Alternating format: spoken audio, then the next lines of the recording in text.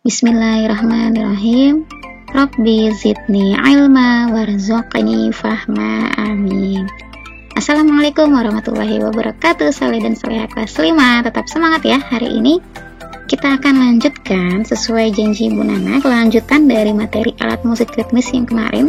Kita akan membahas pelajaran bahasa Indonesia kali ini tentang ciri kebahasaan teks iklan yang sudah teman-teman baca di buku paket halaman 60 dan 61. Nanti silahkan boleh dicek lagi buku paket tema 5C-nya di halaman 60 dan 61. Ya, ciri kebahasaan teks iklan di sana dibagi menjadi 3. Yang pertama menggunakan slogan, lalu yang kedua ada kalimat persuasif, dan yang ketiga ada subjek orang pertama.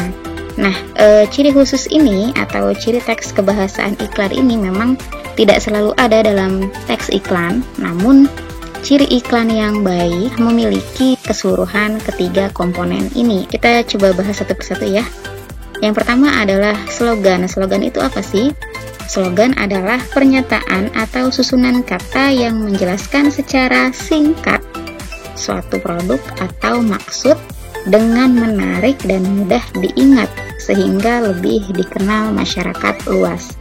Jadi slogan di sini syaratnya adalah harus singkat dan menarik atau unik gitu ya, sehingga mudah untuk diingat oleh masyarakat. Ya, ciri-ciri slogan yang pertama itu tadi singkat, terdiri dari 4-5 kata, lalu menarik, dibuat sekreatif mungkin, memiliki daya tarik dan mudah diingat, serta sesuai dengan perkembangan zaman saat itu. Jadi tidak mungkin iklan itu dibuat tahun 2021 tapi menggunakan kata-kata atau kalimat yang tren pada masa tahun 98 misalnya gitu ya. Jangan ya, nanti tidak mengerti orang-orang yang hidup di masa kini gitu ya. Lalu yang ketiga memiliki rima atau persamaan bunyi seperti berpantun gitu ya. Lalu yang keempat tidak terikat, jadi dia tidak harus menggunakan bahasa yang baku. Dia boleh menggunakan bahasa yang bebas sesuai dengan perkembangan zaman atau menggunakan bahasa yang kekinian. Ada juga iklan yang menggunakan bahasa asing. Jadi tidak mesti menggunakan bahasa Indonesia yang baku sesuai dengan kaidah kebahasaan yang benar. Lalu yang kedua, ciri kebahasaan teks iklan yang kedua adalah mengandung kalimat persuasif. Nah, apa itu kalimat persuasif? Kalimat persuasif itu adalah kalimat yang mengajak atau membujuk gitu ya. Jadi kata lainnya mungkin diiming-imingi atau bahasa mudahnya dipengen-pengenin gitu ya. Kalimat ajakan atau membujuk yang bertujuan meyakinkan halayak. Halayak itu apa sih? Halayak itu masyarakat luas gitu ya, masyarakat yang jangkauannya sangat luas gitu, agar melaksanakan apa yang pembuat iklan katakan. Jadi ketika yang membuat iklan ini mengatakan, yuk kita beli produk ini, nah orang yang mendengarnya itu tiba-tiba langsung tertarik untuk membeli.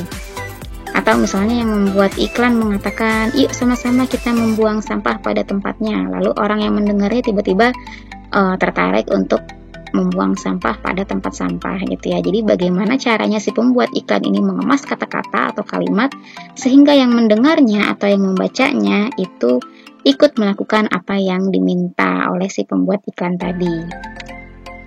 Lalu ciri yang ketiga menggunakan subjek orang pertama. Nah, ini tidak selamanya ada ya, tidak selalu ada pada iklan, terlebih iklan yang tertulis atau iklan media cetak lebih banyak digunakan pada iklan elektronik atau yang berbentuk video di media televisi misalnya gitu ya. Jadi menggunakan subjek orang pertama itu kata yang ditulis atau diucapkan untuk menunjukkan pihak pembuat iklan. Seperti misalnya saya, kami gitu ya teman-teman. Ya, subjek orang pertama itu dibagi menjadi 2, ada tunggal dan ada jamak. Kalau tunggal berarti pembuat iklannya hanya terdiri dari 1 orang. Contohnya saya, aku, daku, hamba, beta, dan sebagainya. Atau jamak, pembuat iklannya terdiri lebih dari 1 orang. Misalnya seperti sebuah perusahaan besar gitu ya, atau lembaga atau instansi. Contohnya adalah kami dan kita. Yuk mari kita identifikasi ciri bahasa iklan pada beberapa contoh iklan berikut. Ya, iklan yang pertama ada energen. Nah, ini kira-kira dari kata-kata yang ada pada iklan ini apakah mengandung semua kaidah teks kebahasaan iklan yang baik? Yang pertama slogan, apakah dia ada slogannya? Oh, ada. Slogan yang paling kita ingat dari energen adalah minum makanan bergizi. Nah, tadi slogan itu harus singkat. Dia masuk kategori singkat karena hanya terdiri dari 3 kata.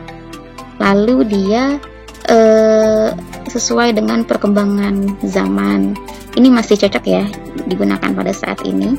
Lalu yang ketiga, dia harus menarik atau unik gitu ya. Nah, di sini uniknya di mana? Minum makanan bergizi. Nah, ini makanan tapi kok diminum gitu ya. Karena keunikan itulah makanya ini digunakan sebagai slogan dari produk energen. Lalu persamaan bunyi, rima. Apakah dia mengandung rima? Tidak ya, dia tidak mengandung persamaan bunyi. Tapi dia cukup unik untuk digunakan sebagai slogan. Lalu ciri yang kedua, kalimat persuasif atau kalimat ajakannya. Di sana ada kalimat ajakan tidak ya? Kalimat ajakan itu ciri-cirinya ada kata mengajak. Kata mengajak itu bisa ayo, bisa mari, bisa kalimat perintah atau suruhan gitu ya, atau kalimat menyarankan juga bisa ya. Di sini apakah ada kata tersebut? Ada ya. Ayo minum energen dan raih prestasi setiap hari. Nah, di situ ada kata ajakan di sana atau bujukan. Nah, kenapa yang membacanya terbujuk? Karena di sana ada kata-kata raih prestasi setiap hari. Oh, berarti kalau mau minum energen, mungkin kita bisa meraih prestasi setiap hari nih, gitu. Lalu, apakah ada subjek orang pertama?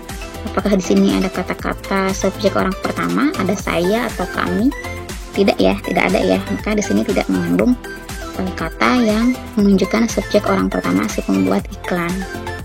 Lalu iklan selanjutnya ada Kopi Good Day karena hidup perlu banyak rasa. Nah, apakah dia mengandung slogan?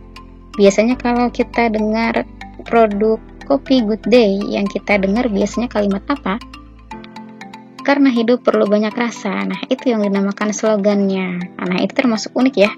Lalu kalimat persuasifnya tidak ada di dalam media cetak ini. Lalu subjek orang pertamanya tidak ada juga. Lalu iklan berikutnya adalah orang pintar minum tolak angin. Nah, ini sangat identik sekali slogannya dengan produk ini ya. Jadi di sini mengandung slogan orang pintar minum tolak angin. Ini sudah banyak dikenal oleh masyarakat luas. Tidak ada kalimat persuasifnya dan juga tidak ada subjek orang pertamanya. Mungkin kalau disajikan dalam bentuk iklan yang lain, misalnya dalam bentuk video di televisi, iklan di televisi, mungkin dia mengandung kalimat persuasif dan subjek orang pertama. Tapi karena di sini bentuknya hanya media cetak, tampilannya hanya seperti ini. Lalu iklan selanjutnya, nah ini dia yang dinamakan iklan layanan masyarakat atau iklan non komersial. Jadi dia tujuannya bukan untuk memperkenalkan produk, barang atau jasa, bukan untuk berjualan atau mencari keuntungan, tapi dia hanya untuk memberikan edukasi atau pendidikan kepada masyarakat agar melakukan hal-hal yang baik. Nah, di sini kata-katanya adalah Dinas Perdagangan dan Pengelolaan Pasar Kabupaten Kudus, kurangi plastik agar bumi terlihat cantik. Mari beralih ke tas jinjing. Nah, di sini slogannya adalah kurangi plastik agar bumi terlihat cantik. Nah, di sini terdapat persamaan bunyi ya atau rima. Sama-sama diakhiri dengan huruf I dan K, plastik dan cantik gitu ya. Lalu kalimat persuasifnya, mari beralih ke tas jinjing. Nah, di sana ada kata ajakan, mari.